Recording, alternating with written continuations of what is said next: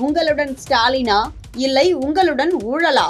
அம்பலமாகும் திமுகவின் திட்டம். பாமக தலைவர் அன்புமணி ராமதாஸ் தமிழக முதலமைச்சர் மு.க.ஸ்டாலின் தலைமையிலான திமுக அரசு அறிவித்த உங்களுடன் ஸ்டாலின் திட்டம் மக்கள் நலனுக்காக உருவாக்கப்பட்டதாக கூறப்பட்டாலும் வருவாய்த்துறை மற்றும் மின்துறை அதிகாரிகளின் கட்டாய கையூட்டு வசூல் மற்றும் முறைகேடுகள் மூலம் ஒரு பெரும் ஊழல் திட்டமாக மாறி உள்ளதாக கடுமையாக குற்றம் சாட்டியுள்ளதை மையமாக கொண்டு இந்த அரசின் நிர்வாக தோல்வி, மக்கள் மீதான அக்கறையின்மை மற்றும் ஊழல் ஆதிக்கம் ஆகியவை வெளிப்படையாக தெரிய வந்து உள்ளதோடு மாநிலத்தின் பொதுமக்களின் நம்பிக்கையை மீண்டும் ஒருமுறை சிதைத்து ஸ்டாலின் தலைமையிலான ஆட்சியின் நேர்மையின்மையை வெளிச்சம் போட்டு காட்டியுள்ளது.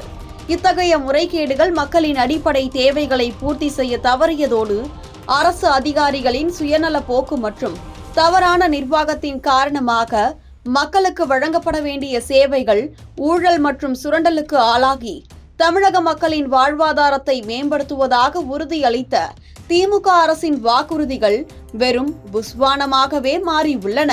இது மக்களிடையே பரவலான அதிருப்தியையும் ஸ்டாலின் அரசுக்கு எதிரான கோபத்தையும் தூண்டி தமிழக அரசியல் களத்தில் மிகப்பெரிய சர்ச்சையாக உருவெடுத்து இந்த ஆட்சியின் நம்பகத்தன்மையையும் ஆளுமை திறனையும் கேள்விக்கு உட்படுத்தியுள்ளது.